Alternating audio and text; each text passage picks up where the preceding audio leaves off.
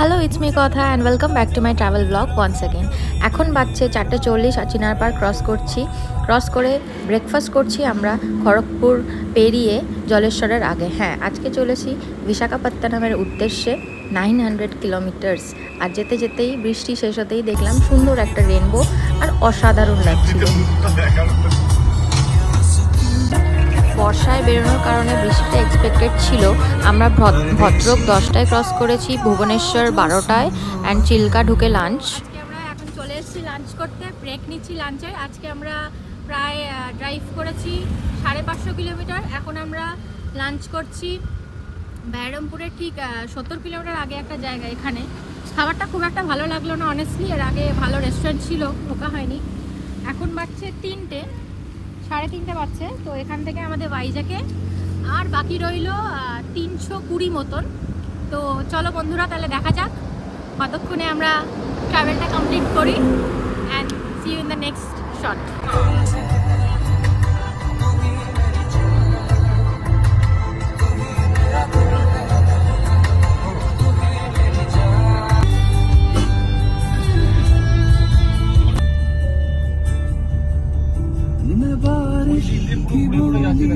समझता नहीं था हवाओं से मैं यूं उलझता नहीं।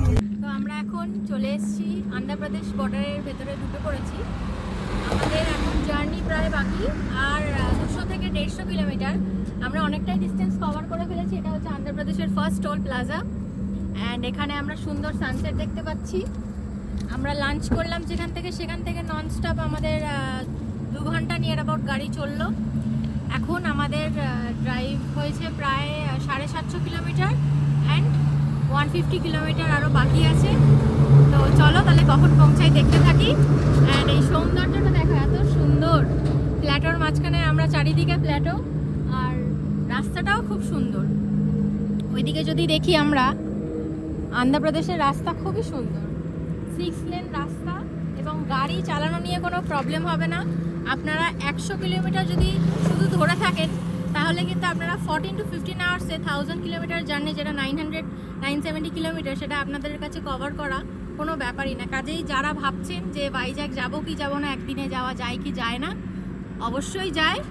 আপনার যদি ড্রাইভিংয়ের ওপর কনফিডেন্ট থাকে, আপনার যদি গাড়ির ওপর কনফিডেন্স থাকে, নির্দ্বিধায় বেরিয়ে পড়ুন। আমরা 4টে বেরিয়েছি আর এখন বাজে হচ্ছে 5:30। এক্স্যাক্টলি 5:30টায় আমাদের বাকি 150 কিলোমিটার। আমরা প্রথমে ঋষিগন্ডা ঢুকছি, কারণ আমরা 10 কিলোমিটার আগে ঋষিগন্ডা, আমরা আগে ওইগুলো ঘুরতে চাইছি। ঋষিগন্ডা থাকবে এবং পিংলি বিচ, এইগুলো দেখবো। তো আপনারাও ট্রাই নিন, ভাইজ্যাকে একদিনে আসুন এবং আরও রোড ট্রিপ করুন, মজাটাই আলাদা। এখানে চায়ের দোকান পেয়েছি ভালো, আমরা ধাবা, অনেক কিছু পাওয়া যাচ্ছিলো, চাকতি। তো আমরা এখানে হল্ট নিতে দাঁড়ালাম, লাস্ট হল্ট। আমাদের আর 50 কিলোমিটার্স বাকি।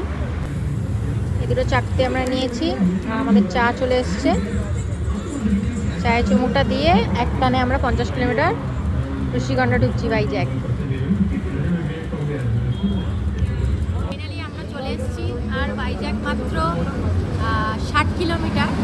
আমরা এখানে একটা টি স্টলে চা খেতে দাঁড়িয়েছি। জাস্ট লাস্ট হল্ট আমরা নিচ্ছি। আজকে সারাদিন আমরা হল্টও নিইনি, সেরকম 3-4টে হল্ট নিয়েছি। তার মধ্যেই কিন্তু আমরা আজকে জার্নি স্টার্ট করেছি 4:30 আর এখন বাজে একদম 7টা। তো নিয়ার অ্যাবাউট আমাদের আর 1 ঘন্টা লাগবে। তো হিসেব মতন আমরা কিন্তু 8টার মধ্যে জার্নি কমপ্লিট করছি। অ্যান্ড মোর ওভার আমরা 15 আওয়ার্সের মধ্যে কিন্তু জার্নি কমপ্লিট করছি। 15 থেকে 15 আওয়ার্স 30 মিনিটসের মধ্যে আমরা কলকাতা টু ভাইজ্যাক যে জার্নি 900 কিলোমিটার আমরা টোটালি কমপ্লিট করছি।